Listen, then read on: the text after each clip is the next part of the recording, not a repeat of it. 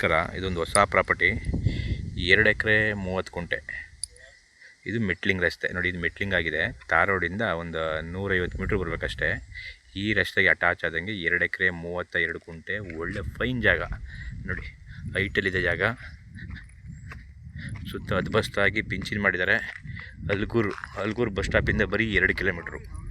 ಹೈವೇಯಿಂದ ಬೈಪಾಸಿಂದ 1 kilometre ಆಗುತ್ತೆ ಅಷ್ಟೇ. Kanakapura bypass ಅಲ್ಗೂರು ಬೈಪಾಸಿಂದ 1 ಕಿಲೋಮೀಟ್ರು. ಜಾಗ ಮಾತ್ರ ಫೈನ್ ಆಗಿದೆ. 2 ಎಕರೆ 30 ಕುಂಟೆ ಜಾಗ ನೋಡಿ. ಎಲ್ಲ ಕೆಂಪು ಮಣ್ಣು, ರೆಡ್ ಸಾಯಿಲು, ಒಳ್ಳೆ ಲೊಕೇಶನ್ಲಿದೆ. ಹೈಟಲ್ಲಿ ನೋಡಿ, ಊರು ಪಕ್ಕನೇ ಸುತ್ತ ಊರೇ ಇದೆ ನೋಡಿ. ಮನೆಗಳೆಲ್ಲ ಹೋಗಿವೆ. ಒಳ್ಳೆ ಜಾಗ ನೋಡಿ, ಹೆಂಗಿದೆ ಜಾಗ.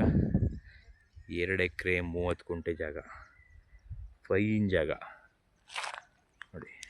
ಕ್ಲಿಯರ್ ಆಗಿದೆ ದಾಖಲಾತಿ, ರಿಜಿಸ್ಟ್ರೇಷನ್ ರೆಡಿ ಇದೆ.